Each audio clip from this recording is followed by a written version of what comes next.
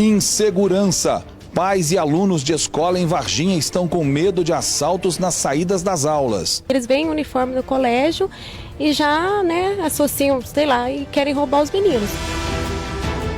Melhorando a convivência. Pesquisa aponta que ambiente de trabalho descontraído aumenta a produtividade nas empresas. Ele se sente livre para fazer o seu serviço, sem uma pressão. Ele não tem que mostrar os números simplesmente aparecem. E no futebol, a bola rola no fim de semana pelo Campeonato Brasileiro.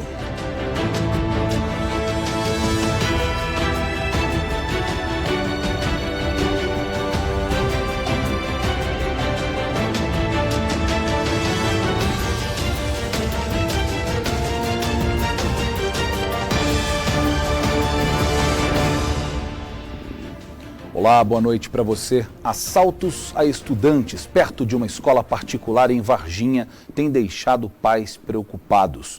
Uma adolescente de 14 anos foi uma das vítimas mais recentes. A jovem foi rendida por criminosos que tentaram levar o celular dela. Os pais apontam a falta de policiamento, principalmente nos horários de entrada e saída das aulas, como o principal motivo desses crimes. Este homem que pediu para não ser identificado relata o sufoco que a filha de 14 anos passou ao ser vítima de uma tentativa de assalto. Ela foi no comércio local aqui para comprar alguma coisa e quando chegou na esquina aqui do colégio da Monsenhor Leônidas com a Silvia Bittencourt, dois meninos de bicicleta tentaram furtar o celular dela. Ela correu para dentro desse comércio e conseguiu se desvencilhar dos meninos. Casos assim têm assustado e muito os pais dos alunos deste colégio particular que fica no centro de Varginha. Segundo eles, este não é um caso isolado que mostra a ação dos bandidos. Os criminosos não têm dia e nem hora para agir. Todo dia a gente recebe mensagem por WhatsApp, recebe mensagem de pais de alunos que temos em grupos falando, olha, meu filho sofreu isso, assim, se assado, e realmente é recorrente aqui esse perigo de roubo aqui na porta do Colégio Santos Anjos. Outro crime registrado essa semana na região deixou os pais em alerta. Eles já marcaram o horário que as crianças vêm à tarde, Então, assim, eles sabem mais ou menos o horário das crianças, abordam no caminho e a gente fica muito preocupado. A Micheline faz questão de levar e buscar o filho no colégio todos os dias. Uma tarefa que ela não abre mão. Não deixo, até porque eles veem o uniforme do colégio e já, associam, sei lá, e querem roubar os meninos. Mas eu busco, eu trago, fico na porta esperando. Não tem como deixar embora sozinho. Não tem como. A insegurança é muito grande. Medo que é compartilhado por outros pais. Não tem jeito, tem que ir buscar, porque a mãe dela trabalha, a gente morre de medo de deixar ela sozinha. Sempre que possível a gente vem buscá-los, porque a cidade está crescendo bastante e a gente fica com medo de segurança, Principalmente com o celular, hoje o roubo de celular está muito grande, então a gente sempre, dentro do possível, vem buscá-los na escola, sim. Assaltos a estudantes próximos das escolas têm se tornado cada vez mais comum em Varginha. Este aluno que aparece nas imagens foi mais uma vítima. Ele havia acabado de sair de um outro colégio que também fica na região central, quando foi rendido pelo bandido que exigiu o aparelho celular. A ação foi tão rápida que ninguém percebeu o que estava acontecendo. Para os pais, crimes assim poderiam ser evitados se houvesse mais policiamento durante a entrada e saída dos alunos. Nunca vi segurança por aqui. Aliás, Varginha está precisando de segurança, A gente fica preso e a gente acaba se prendendo por causa deles, Já viram algum policiamento aqui durante a saída dos meninos? Tem polícia, guarda alguém? Não, eu nunca vi. Não sei, mas pelo menos no horário que eu venho eu nunca vi, não. Durante a movimentação intensa dos alunos na porta da escola, não encontramos nenhuma viatura da polícia ou da guarda municipal em ruas próximas. Às vezes a polícia acha porque tem faixa, as crianças vão atravessar, até mesmo não só pelo perigo desses roubos que estão tendo, até por causa do trânsito também. Com medo, alguns pais orientam os filhos a deixarem o celular em casa. Porque chama atenção, Querendo ou não, a gente pede... A escola até pede para não trazer, mas muitas crianças trazem e deixam desligado. Mas na hora da saída eles acabam ligando para mostrar alguma coisa um para o outro. E eu acho que é onde chama atenção e acaba acontecendo essas coisas, Não tem condição aqui. Aqui em Varginha tá igual cidade grande. Tá complicado. Tá complicado para todos os lados. O Colégio Santos Anjos afirma que solicitou reforço no patrulhamento para a Polícia Militar e também para a Guarda Municipal da cidade de Varginha. Nós entramos em contato com a Prefeitura da cidade, que confirmou o recebimento do ofício e garantiu que a Guarda Municipal tem desempenhado as rondas na medida do possível, já que o efetivo é baixo.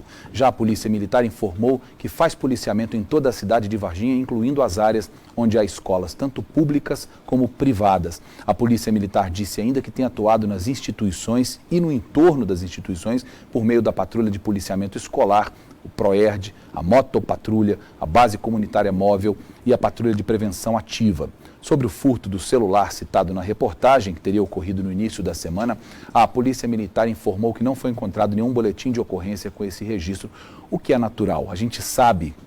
E o problema maior das cidades hoje, sejam elas pequenas, médias ou grandes, está exatamente nisso aí, na subnotificação.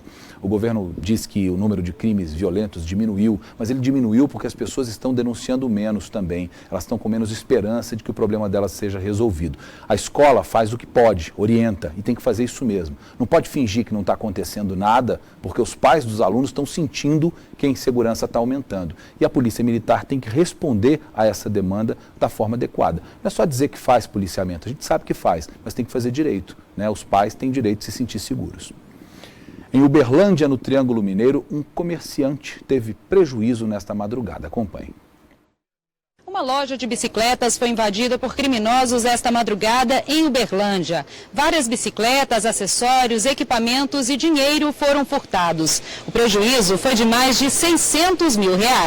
As câmeras de segurança do estabelecimento flagraram a ação dos criminosos. Eles fugiram pelo Muro dos Fundos. De Uberlândia, Maria Clara Barros. A Polícia Militar de Juiz de Fora procura um taxista suspeito de atropelar duas crianças de 3 e 5 anos.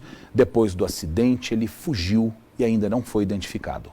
Essa imagem de uma câmera de segurança mostra o momento em que o veículo em alta velocidade deixa o bairro Nossa Senhora Aparecida, que fica na região leste de Juiz de Fora. O motorista é suspeito de atropelar duas crianças, de 3 e 5 anos. A pedido da família, não vamos divulgar as imagens dos meninos, que são primos. O acidente aconteceu quando os dois brincavam nesta rua, perto da casa onde moram. Era por volta de 9 da noite, estava muito calor e vários moradores estavam aqui na calçada conversando. Um grupo de crianças estava bem nesse local, algumas sentadas no meio-fio e outras no asfalto, fazendo um lanche. Foi nesse momento que o motorista entrou na rua, invadiu a contramão e atropelou os dois primos. Depois fugiu em alta velocidade. Viu as crianças caídas desmaiadas no chão, desacordadas. Nisso as crianças reamassou do outro lado e veio na contramão. E eles estavam no canto, eles vieram na contramão em alta velocidade. Aí a hora que a gente foi ver, já era tarde. Um amigo da família ainda tentou parar o taxista, mas não conseguiu. A tia dos garotos não se conforma com o que aconteceu. A gente está querendo justiça por ele não ter dado o socorro. E ele saiu e deixou as crianças jogadas no chão. É a gente que tinha que prestar o socorro. Essa vizinha, que prefere não ser identificada, viu o momento em que as duas crianças foram atropeladas. Eu estava na minha janela da minha casa, que é em frente para a rua, o taxista entrando correndo aqui e pegando as crianças. E nisso ele não prestou socorro, ele pegou e saiu vazado pela rua. Os meninos foram atropelados a cerca de 20 metros da casa onde moram. Parentes e vizinhos ficaram muito assustados e correram para prestar socorro. Foram os próprios moradores que levaram as vítimas para o hospital de pronto-socorro.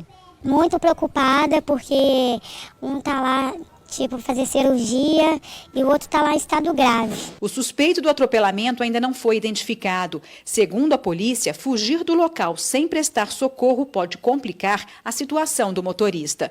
É capitulado como crime no artigo 304 CTB, Código Trânsito Brasileiro, e é entendido como omissão de socorro por parte da pessoa que comete esse tipo de evasão de local e não aguarda procedimentos preparatórios policiais, de polícia militar e perícia, e também fugir e não prestar o devido socorro. Que tome uma punição, né, da justiça, a polícia tem que chegar até ele, porque isso não pode ficar impune, porque são duas crianças, isso é uma covardia dele não ter dado o prestado socorro, entendeu?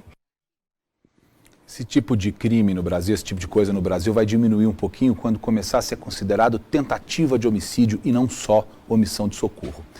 Um homem de 47 anos ficou ferido na zona rural de Carmo do Rio Claro, no sul de Minas. Laércio Gomes dos Reis se preparava para cortar um eucalipto quando o trator que ele operava tombou. Olha, esse caso aconteceu na zona rural de Carmo do Rio Claro. Nós, inclusive, temos fotos da movimentação no local pouco depois desse acidente acontecer. A vítima trata-se de um homem de 47 anos, identificado como Laércio Gomes dos Reis, da cidade de Alterosa. Como não havia nenhuma testemunha ali perto no momento em que tudo aconteceu, é difícil afirmar o que causou esse acidente. O que se sabe é que esse homem se preparava para cortar um eucalipto quando o trator em que ele estava tombou. Para quem não sabe, para fazer o corte de um eucalipto, eles costumam amarrar uma corda na árvore e outra no trator. Depois que eles cortam um pouco embaixo, esse trator acaba puxando o eucalipto para que ele caia. Nós não temos então a informação sobre como esse acidente aconteceu, mas depois que o trator tombou e esse homem ficou preso às ferragens, pessoas que estavam ali perto ouviram o barulho e chamaram o resgate. Ele foi socorrido por uma equipe do SAMU e levado para o Hospital São Vicente de Paulo. A nossa produção fez contato com o hospital, mas a pessoa que atendeu a ligação disse que não poderia nos passar qualquer tipo de informação sobre o estado de saúde do paciente. Nós fomos informados apenas de que o homem chegou ao hospital com ferimentos leves, não houve nada de mais grave com ele, ainda bem, né? Porque vendo essas fotos aí, a gente logo pensa o pior. Portanto é isso, voltamos aos estúdios. Foi condenado a 24 anos de prisão o homem acusado de matar um adolescente em Poços de Caldas. O crime foi há 5 anos. Depois de ser adiado por 2 vezes, aconteceu ontem o julgamento de Hugo Alves Piekozewski, de 38 anos de idade. Ele é mais conhecido como Alemão. Foram cerca de 12 horas e ele foi considerado culpado e condenado a 24 anos de prisão pela morte do adolescente Samuel César Ferreira de Almeida, de 14 anos. O crime aconteceu em 2013 e teria sido motivado por desacertos com o tráfico de drogas. De acordo com o juiz, a condenação foi pelos crimes de corrupção de menor, homicídio e ocultação de cadáver. Alemão já é um velho conhecido dos policiais aqui e é considerado um criminoso perigoso. Por isso o esquema de segurança foi reforçado ali ao redor do fórum aqui da cidade. Logo após a condenação, Alemão voltou para a penitenciária de Nelson Hungria, em Contagem, na região metropolitana de Belo Horizonte, onde ele já cumpre pena por outros crimes, como tráfico de drogas e também explosões a caixas eletrônicos. Além de Alemão, outro acusado da morte do adolescente também foi condenado. Rafael Martins da Silva, que foi julgado em 2015, pegou uma pena de 10 anos de prisão. Um homem foi preso depois de atacar com golpes de faca um rapaz em Juiz de Fora. Segundo a polícia, Helder Martins Lima, de 33 anos, descumpriu uma medida protetiva e tentou entrar na casa da ex-esposa. Um primo dela estava no local, tentou defender a mulher, mas acabou ferido. As câmeras de segurança da casa da vítima, no bairro Linhares, região leste de Juiz de Fora, registraram Helder Martins Lima, de 33 anos, na casa da ex-mulher dele, de 29. O homem aparece discutindo na frente de uma criança com um parente da mulher.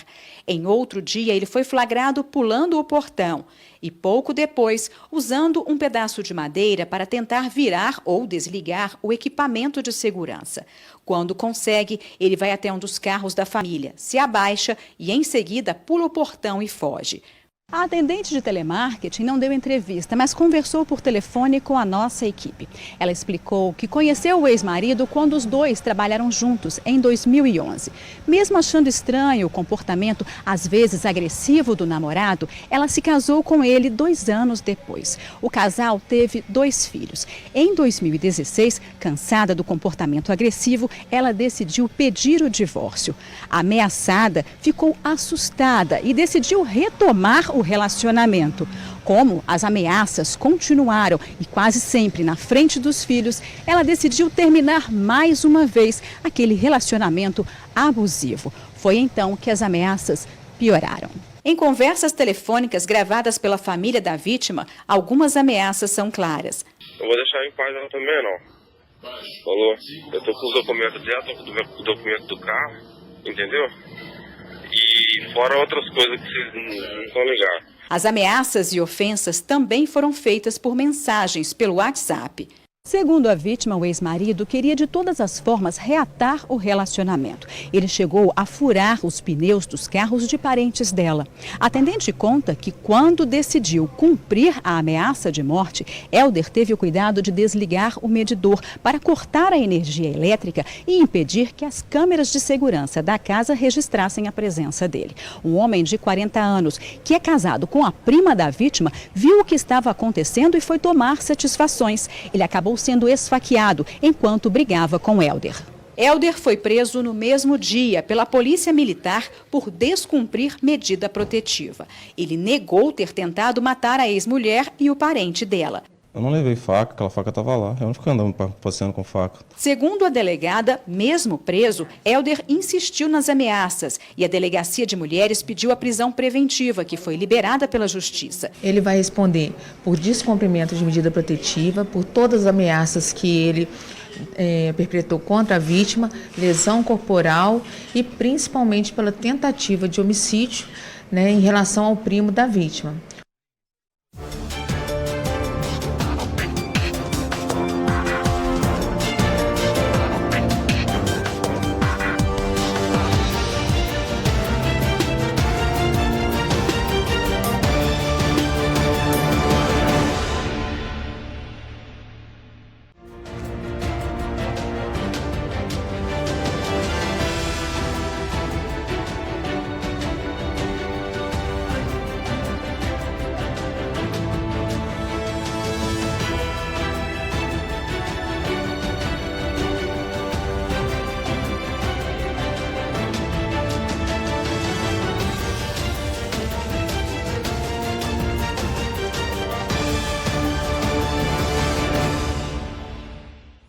Uma empresa holandesa especializada em criar soluções para melhorar ambientes de trabalho divulgou uma pesquisa onde 62% dos empresários brasileiros que foram ouvidos disseram que têm intenção de melhorar a convivência entre os funcionários. E para conseguir essa façanha, eles estão abrindo mão daquela estrutura tradicional dentro das próprias empresas.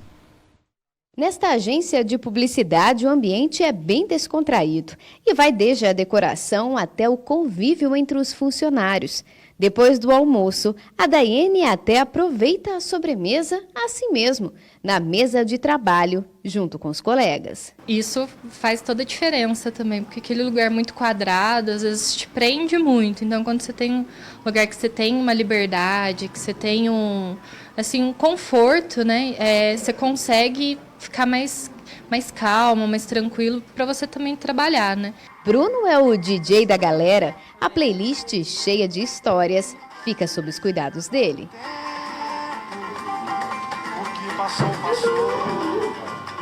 A gente tem até no nosso código de cultura, que a gente criou tal, que é importante ter humor tal no dia a dia, então a gente sempre está brincando com músicas e tudo mais. A sala do chefe está sempre de portas abertas. A teoria de hierarquia aqui nem de longe é imposta. Não existem essas diferenças no frigir dos ovos, existe uma colaboração que vai ter um produto final melhorado. Então acho que a filosofia é exatamente essa. A agência existe há 18 anos, mas nem sempre foi assim. Esse conceito de ambiente de trabalho descontraído começou há pouco tempo.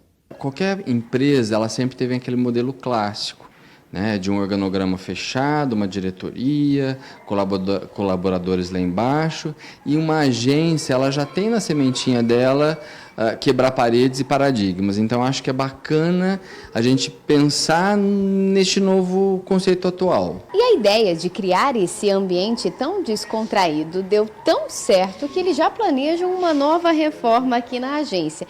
E este lugar aqui, a sala onde nós estamos, que serve como sala de café e também sala de reunião, vai ganhar uma cara nova, é isso? É isso mesmo. A gente Devido a essas mudanças que a gente tem, então o pessoal passa muito tempo no trabalho, a gente hoje passa mais tempo aqui do que em casa, né? Então a gente tem que deixar o espaço com uma cara mais de casa, né? De ambiente mesmo familiar, porque a gente acaba que o time, todo mundo passa junto, todo mundo sai junto fora daqui, então a gente tem que deixar um ambiente bem agradável. Além da liberdade dentro da empresa, o horário de trabalho é flexível e pode ser escolhido pelo funcionário. Tem uma redatora que trabalha, ela vem aqui para algumas reuniões pontuais, mas ela tem filhos, ela vai para a escola levar os filhos, busca e tem os compromissos dela, mas ela é impecável na entrega que ela nos faz. O novo conceito é tendência no mundo todo. Um dos maiores exemplos é a Google. A empresa de suporte tecnológico fica na Califórnia, nos Estados Unidos. Lá o ambiente é totalmente descontraído. Os funcionários não seguem carga horária. Além de muitas vantagens, eles também têm vários benefícios, como, por exemplo, usar o transporte público sem precisar pagar por isso. No Brasil, o número de empresas que oferecem esse ambiente para os funcionários ainda é pequeno, mas de acordo com uma pesquisa realizada por uma empresa holandesa especializada em solução de trabalho, pouco mais de 60% das empresas brasileiras pretendem melhorar as experiências dos candidatos e dos funcionários. Um interesse que surgiu com os bons resultados, como o aumento da produtividade de quem já usa esse conceito como rotina de trabalho. Não é que a roda fica mais solta, ela fica ajustada num conceito de não pressão, mas num conceito de conexão. Então, olha só, se eu colocar duas peças muito próximas, muito apertadas, elas vão se desgastar demais. Se eu encaixo de uma maneira mais tranquila, de uma maneira harmônica, obviamente que isso vai durar muito mais e vai ser muito melhor o resultado. Para essa psicóloga, os bons resultados estão ligados à saúde do funcionário. Em um ambiente onde não existe pressão, por exemplo, a tendência é o aumento na produtividade do empregado. Ele se sente livre para fazer o seu serviço, sem uma pressão. Ele não tem que mostrar os números simplesmente aparecem, porque ele está feliz de estar trabalhando, está motivado para o serviço. A motivação não vem só através do dinheiro, de um salário muito bom, ou de benefícios que a empresa pode proporcionar dentro desse quadro, e sim de benefícios para saúde física, psicológica. Uma experiência e tanto para quem sempre trabalhou em empresas com ambientes mais tradicionais. A liberdade é produtiva. A liberdade ela não deixa a pessoa numa situação infeliz. Ela vai gerar produção, vai gerar resultado, vai depender da responsabilidade e o comprometimento que cada profissional tem. Então é possível sim executar um excelente trabalho com excelência sem precisar estar preso numa sala, acorrentado, entre aspas, né? A liberdade, ela é produtiva e é libertadora também. Todo mundo sabe disso. Ela tem que ser feita com responsabilidade? Claro, mas para isso tem os marcos regulatórios que toda empresa pode lançar a mão para fazer essa regulação, que é exatamente o pagamento do salário. Quem cumprir a tarefa recebe salário, por isso quem não cumprir a tarefa não recebe. Os bons exemplos desse tipo de conceito que tem pelo mundo são pequenos, né? Google, Apple, a Microsoft, são empresas pequenas que cresceram um pouco. Quer dizer, o empresário brasileiro precisa realmente começar a entender que atender a uma lei que sempre foi patriarcal não quer dizer que ele precisa ser patriarcal também. Ele pode ser mais inteligente e, com isso, despertar mais a inteligência emocional de seus funcionários. Quer ver uma outra coisa que atrapalha muito o ambiente de trabalho? É aquela conversa de corredor. Quem nunca ouviu falar em rádio peão? A fofoca que pode ocorrer ali entre funcionários de grandes empresas, e ela acaba gerando um clima ruim, pode prejudicar, geralmente prejudica o resultado coletivo do trabalho. Só que existe solução para melhorar a comunicação também no ambiente profissional. Fofocas, boatos, conversas de corredor. Todo mundo que já trabalhou em alguma empresa já presenciou ou até participou da chamada rádio peão. É natural do ser humano ter curiosidade de tudo. Então, quando você está numa empresa que acontece um fato mínimo, um vai querer saber o que aconteceu e aí vai falar para o outro o que aconteceu, e aquele quem conta um conto aumenta um ponto. Esses burburinhos são inevitáveis, principalmente quando a empresa tem muitos funcionários. Nesta indústria têxtil, o pessoal do Recursos Humanos controla 3.500 colaboradores. A gente consegue esse alcance, né, em toda a área produtiva, fazendo com que a comunicação seja o mais efetiva, o mais transparente, o mais proativa possível. E ao melhorar a comunicação interna, eles até conseguiram dar um jeito na Rádio Peão. A gente conseguiu neutralizar, eu posso te dizer assim, de uma forma bem conservadora, em 90%. O esclarecimento eu acho que é a melhor coisa que tem para a segurança do funcionário, principalmente. Então, se você trabalha mais tranquilo, com certeza a sua produtividade vai se manter ou aumentar, né? Já nesta startup, o termo Rádio Peão não existe. E o relato é de um funcionário que já passou por empresas tradicionais e hoje experimenta um novo ambiente de trabalho. Aqui, por exemplo, a liderança senta do seu lado. Nós temos diversos canais de comunicação entre todos os departamentos. O que faz a diferença é todo e qualquer canal de comunicação interna. O pessoal aqui conversa pelo computador, pelo telefone, principalmente olho no olho. Com chefes e funcionários lado a lado, o ruído desaparece. É o que eles chamam de comunicação horizontal. As informações fluem e até o clima fica melhor. O colaborador tem acesso ao gerente, tem acesso ao diretor, tem acesso a todos da empresa. Então fica muito mais fácil e fluida essa comunicação. Sem fofoca. Nenhuma fofoca, só amizade.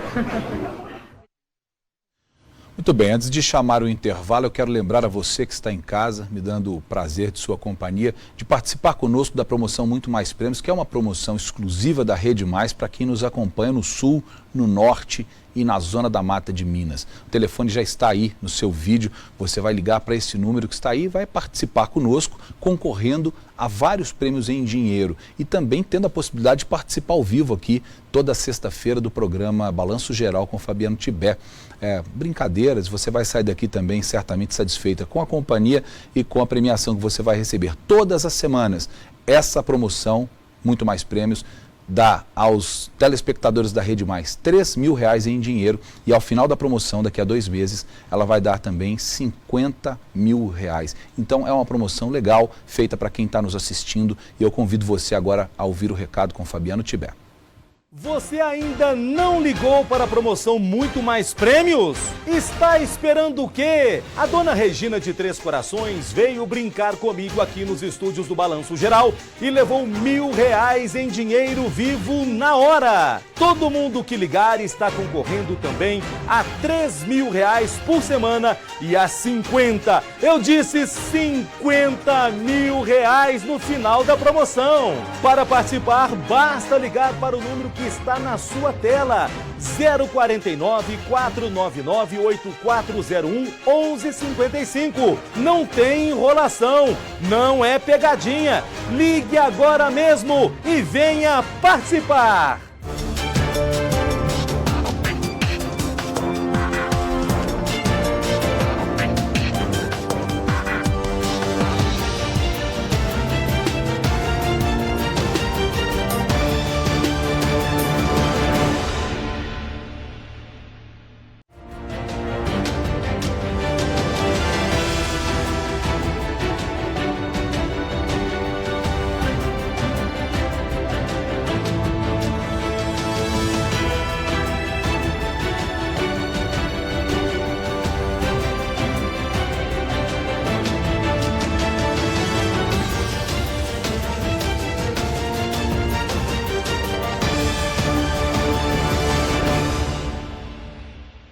Agora nós vamos falar de saúde. A síndrome da vista cansada vem sendo considerada mais um, na verdade, dos grandes maus do século. Segundo os oftalmologistas, a causa do problema é o uso contínuo do computador e também do celular. A vista embaça e, de repente, as letras se misturam e não dá para enxergar mais nada. E nem adianta tirar os óculos, coçar os olhos. A melhora pode até acontecer, mas é temporária. Maressa sabe muito bem disso. A publicitária sofre com a síndrome da vista cansada, um problema considerado o grande mal do século. No fim do dia, quando tira o óculos, né, a vista dá aquela gritada, assim, tá cansado, né? Dá um incômodo, uma coceira. A gente sente o cansaço, sim, de ficar o dia todo com a luz do computador e do celular. À noite, depois de quase 14 horas no computador e no celular, os sintomas pioram ainda mais. Inclusive, a última vez que eu fui no oftalmologista, eu estava com o olho super ressecado, ele teve que receitar um colírio, e a dor de cabeça às vezes agrava também, né? Incomoda. De acordo com esse oftalmologista, a causa da síndrome da vista cansada é o excesso da exposição às telas de computadores. E o motivo é simples de ser explicado. Os olhos não vêm com capacidade de ficar tanto tempo concentrado em letras pequenas, com a radiação de luz, com a iluminação que cansa a vista, resseca os olhos ficam vermelhos, a pessoa sente astenopia, que é um cansaço visual, dor de cabeça. Muita gente queixa no fim do dia, dor de cabeça, pensa que tem problema de vista e não é síndrome visual do computador. Alguns estudos apontam que, apesar do mal-estar por conta do cansaço na vista, a superexposição não causa problemas mais graves na visão, como a miopia, astigmatismo ou hipermetropia. Mas o médico discorda. Quem não tem, às vezes aparece a miopia, e quem tem, às vezes aumenta o grau de miopia. Mareça quem o diga. Lembra da publicitária no início da nossa matéria? Pois bem, desde os 11 anos ela começou a sofrer com astigmatismo, mas no último ano o grau aumentou por conta do trabalho e dos estudos. Foram quase 365 dias ligada no computador. Desde que eu iniciei o mestrado há 3 anos atrás, eu fico muito tempo no computador. E aí, no final, mesmo na reta final, ficava aqui no trabalho e depois que saía e nos fins de semana. E aí isso me causou mais ou menos 1 grau e meio em cada olho no astigmatismo. Mas o computador não é o grande vilão da síndrome da vista cansada, não. O número de pessoas que sofrem com esse problema vem aumentando por conta deste aparelhinho aqui, o celular. De acordo com uma pesquisa realizada pela Fundação Getúlio Vargas, hoje no Brasil existe um smartphone para cada habitante. Não tem como hoje em dia a gente viver sem celular mais, que a gente depende em todos os momentos, em todo lugar que a gente vai, para a pessoa entrar em contato com a gente. Todo mundo, jovens até senhores com celular, eu vejo no celular, no computador, assim, todo mundo já está aderindo, né, celular o tempo todo, no ônibus, todo mundo, de todas as idades, até meu pai que não sabia mexer, hoje já aprendeu a mexer. A gente não consegue ficar sem, porque para tudo você precisa, para trabalhar, para falar com os filhos, marido, para tudo você precisa. Os celulares cansam tanto quanto o computador, é a mesma coisa. E nem menor, né? É um computador pequeno, a tela. E aí aparecem esses sintomas todos. O melhor remédio para a síndrome da vista cansada é mesmo o descanso. Quanto menos a pessoa precisar ficar exposta às telas de computadores, celulares e outros eletrônicos, melhor. Mas, para quem não tem opção, existem alguns cuidados que podem minimizar bastante os sintomas. O ideal é lubrificar bem os olhos, lembrar de piscar, porque às vezes a gente fica com o olho regalado, estalado, para focalizar, e piscar mal, o olho resseca. Então, usar lágrimas artificiais, lubrificantes, umas 4 vezes ao dia, e cada uma hora descansar 15 minutos. Mas descansar 15 minutos não é sair do computador e ir para o celular. O queijo Minas está sendo estudado e nem é pelo sabor, mas sim pelo que ele pode fazer pela nossa saúde. Uma pesquisa da Universidade Federal de Minas Gerais mostra que bactérias encontradas no queijo podem ter até fins medicinais. Queijo suíço, para ser autêntico, tem que ter buracos, muitos buracos. Pesquisadores franceses e brasileiros descobriram que esses furinhos são provocados pela ação de 3 bactérias. Propionibactéria freudenreich, as bactérias lactobacillus e as streptococcus. São bactérias da mesma família das usadas na produção de iogurte e leite fermentado e que agora podem se tornar uma importante aliada da medicina. No ano passado, testes em camundongos feitos aqui na Universidade Federal de Minas Gerais revelaram que o queijo suíço pode ser bom para quem tem problemas intestinais. A próxima etapa da pesquisa é fazer os mesmos exames em seres humanos. A expectativa dos pesquisadores é que os resultados sejam tão animadores quanto os dos animais. Obtivemos uma taxa boa de diminuição desse processo inflamatório em cerca de 80% dos camundongos. Se a experiência der certo, o desafio da ciência será introduzir as mesmas bactérias nos queijos feitos no Brasil, a começar pelo de Minas, o cartão postal do estado. Quem diria, pode virar remédio. Nós temos no Brasil bactérias com potencial probiótico, e aí eu acho que cabe aos pesquisadores e aos órgãos um investimento para desenvolver esses produtos. Bom, agora uma decisão polêmica. Sacrificar ou não o cão de estimação em caso de doenças graves. Mesmo com o cachorro com leishmaniose, que é uma doença contagiosa, uma família optou por deixar o animal vivo e tentar o tratamento. Cacau é uma bulldog de 3 anos de idade. Ela faz tratamento para o controle da leishmaniose. A rotina rigorosa de cuidados foi uma opção dos donos para não ter que sacrificá-la há 1 ano, quando a doença foi diagnosticada. É a nossa filha, a gente sempre cuidou, a gente viajava, ela ia junto com a gente. Se fosse meu filho, eu ia fazer de tudo. Então eu estava disposto a fazer de tudo para a cachorra.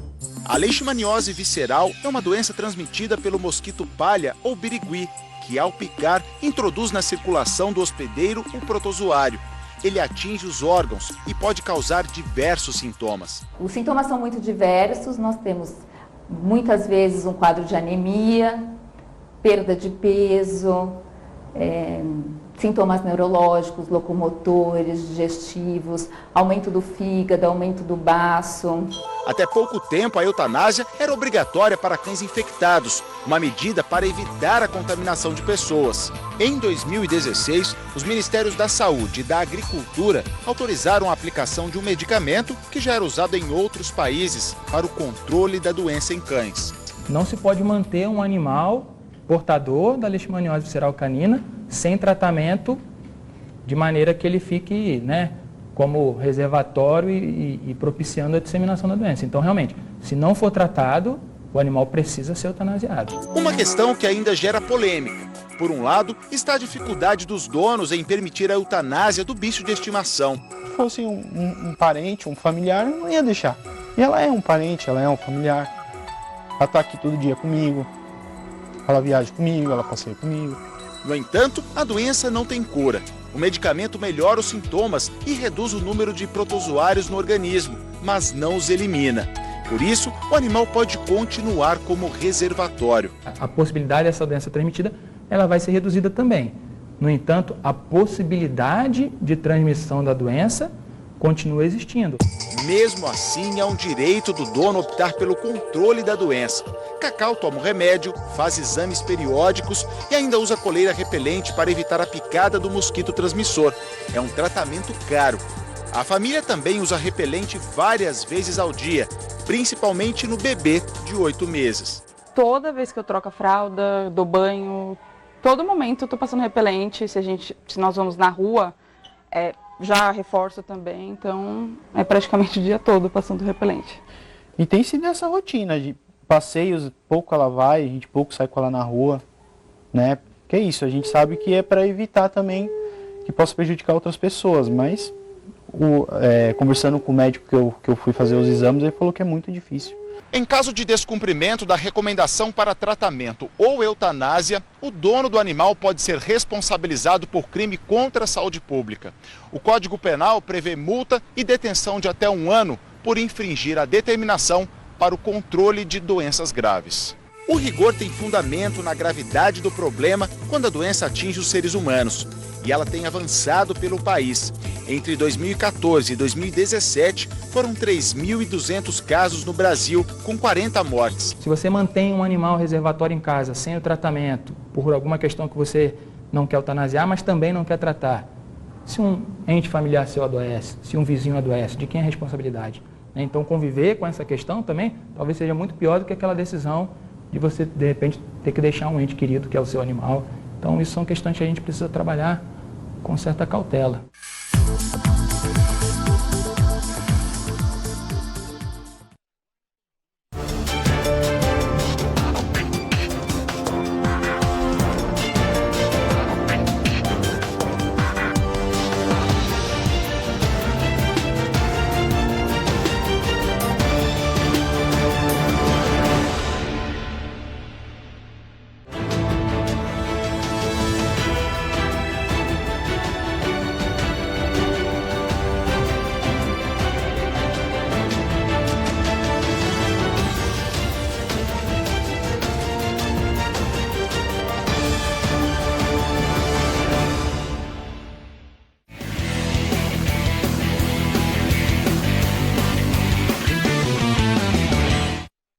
Pela Copa Sul-Americana ontem, o Botafogo ganhou de virada por 2-1 do Audax Italiano no Chile. O jogo de volta vai ser no dia 9 de maio no Rio de Janeiro. E também ontem o São Paulo empatou com o Rosário Central por 0-0 em Santa Fé, na Argentina. O jogo de volta no dia 9 de maio será no estádio do Morumbi, também em São Paulo. E esse fim de semana começa o Campeonato Brasileiro de Futebol e os times mineiros entram em campo.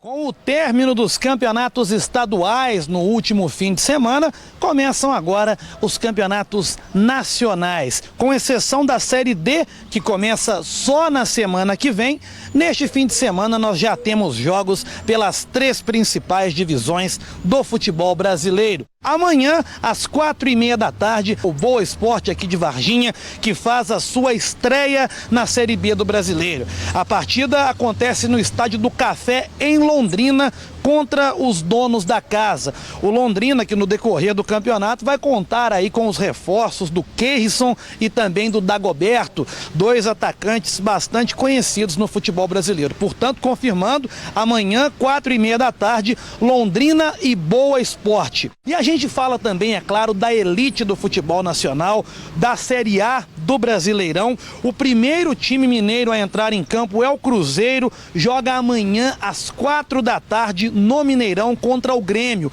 É a primeira partida, é a abertura oficial do Campeonato Brasileiro. E um confronto aí muito bom para a gente acompanhar, o campeão mineiro contra o campeão gaúcho. Jogo bom, hein? E a outra equipe, aliás, nós temos também a novidade do América, né? Retornando à Série A do Campeonato Brasileiro. O Coelho foi campeão da Série B do ano passado, se reforçou bastante para esse ano, conseguiu aí um 3º lugar no Campeonato Mineiro, na primeira fase se classificou até em 2º e estreia no Brasileirão contra o Sport, domingo às 11 da manhã na Arena Independência. E o último mineiro a entrar em campo pelo Campeonato Brasileiro é o Atlético, joga fora de casa em São Januário, no domingo também às 4 da tarde contra o Vasco da Gama. O Galo, aliás, que desembarcou, a delegação do Galo desembarcou em Belo Horizonte ontem à tarde, depois da derrota para o San Lorenzo na Argentina pela Copa Sul-Americana. Confira. A viagem até a Argentina não foi como o Atlético esperava. O time saiu de campo derrotado por 1-0 pela equipe do São Lourenço. Acho que também deve muito ao fato do desgaste físico que a gente teve, né? Um jogo decisivo, uma viagem longa, né? O fato de termos jogado aí boa parte da final com o jogador menos, isso também gera um desgaste maior. A gente jogou bem, tomamos um gol muito bom, mas acho que dá pra gente virar aqui. Sem tempo para muita lamentação, o Atlético desembarcou em BH, recepcionado pela torcida. A gente tem que focar no que a gente vem fazendo de bom, né? Virar essa chave aí, saber que o momento difícil que a gente passou nesses últimos dias aí, né? Ficar para trás. O Atlético volta a viajar e no domingo tem outra estreia pela frente. Depois de 2 derrotas consecutivas, o Galo encara o Vasco no Rio de Janeiro, no primeiro jogo pelo Campeonato Brasileiro. Vai começar o Campeonato Brasileiro domingo e a gente está muito focado e ciente que temos que fazer o nosso melhor. Agora é outra competição, o Campeonato Brasileiro. A gente já está desde ontem já fazendo todo o trabalho necessário para estar bem para o domingo. Para brigar pelo título na principal competição do país, os jogadores do Atlético já têm a receita. Temos 12 jogos até a parada da Copa e esses 12 jogos são fundamentais. Então, somar o máximo de pontos, na verdade, de preferência, somar todos os pontos em todas as partidas. E pela Série C do Campeonato Brasileiro, amanhã às 4 da tarde tem o Clássico da Zona da Mata. Tupi e Tombense estreiam na Série C do Campeonato Brasileiro amanhã e fazem a primeira partida da competição. O jogo é no estádio Radialista Mário Helênio, aqui em Juiz de Fora, às 4 da tarde. O Tupi fez mudanças na equipe que disputou o Mineiro. O meia Diego Luiz e o atacante Daniel Moraes já estão com a situação regularizada e à disposição do técnico Ricardo Leão para o jogo de amanhã. Os atacantes Wellington e Paulinho e os meias Rodrigo Dantas, João William e Fábio Henrique, que veio por empréstimo do Cruzeiro, Janeiro estão aguardando a publicação dos nomes no Boletim Informativo Diário da CBF. O Tombense apresentou o meio-campo Anderson Rosa, que veio da Caldense. O lateral direito Guilherme Santos, do Bangu do Rio de Janeiro, e recebe de volta o zagueiro Matheus Lopes, que já passou pelo clube. O time vem sob o comando do técnico Ramon Menezes. 2.000 ingressos foram colocados à venda por R$30 a inteira e 15 a meia entrada. Os portões abrem a partir das 3 da tarde. Ônibus especiais saem do ponto em frente ao Procon, no centro da cidade. As saídas são às 2h30 e às 3h30. Michele Pacheco para o Mais Notícias. Muito bem, a Larissa de Oliveira volta só no fim da semana que vem, mas a gente vai trazer para você algumas dicas aí da nossa agenda cultural para este fim de semana, que tem o Wesley Safadão. A ação do fim de semana é o show do sambista Xande de Pilares, amanhã às 11 da noite na Casa de Shows Avalon. O show vai ter participação do Bom Bocado, conhecido na região, e também do DJ Kiko. Meu amor não é brincadeira.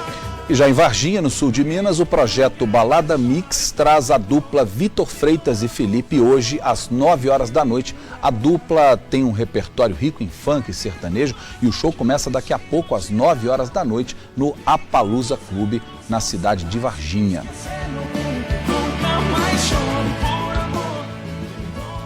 E o Mais Notícias de hoje fica por aqui. Nós voltamos na segunda-feira. A gente se despede com um bate-papo que rolou hoje entre a dupla Vitor Freitas e Felipe, que nós acabamos de mostrar aí na Agenda Cultural. Eles conversaram com o repórter Rafael Silva em uma visita que fizeram hoje aqui à tarde aos estúdios da Rede Mais. Bom fim de semana. Qual que é o estilo musical da dupla? Então a gente sempre se inspirou em várias coisas, vários artistas da música pop, da música sertaneja. Então a gente envolve tudo isso no nosso estilo, a gente gosta de fazer tudo no show, até funk, funk, sertanejo, reggaeton. Nosso show é bem eclético, é bem pra cima, a galera que for vai curtir bastante. Vitor, então o que não vai faltar é animação hoje no show em Varginha. A galera pode esperar de tudo lá hoje na Palusa, ninguém pode perder, todo mundo convidado. Agora, depois de Varginha, vocês têm uma extensa agenda aí, vocês vão pra onde? Então a gente acabou de voltar de uma turnê no Rio Grande do Sul, foi maravilhosa, foi uma das melhores turnês que a gente fez no sul do país. Depois a gente vai ter show em Monte Carmelo, Uberlândia, Belo Horizonte, Patrocínio. Rapaz, é bastante. Bom show pra vocês, não dá pra finalizar sem pedir uma palhinha, né? Vamos lá? Despacito, quiero respirar tu cuello despacito. Deja que te diga cosas al oído, para que te acuerdes si no estás conmigo. Despacito, quiero desnudar al beso despacito.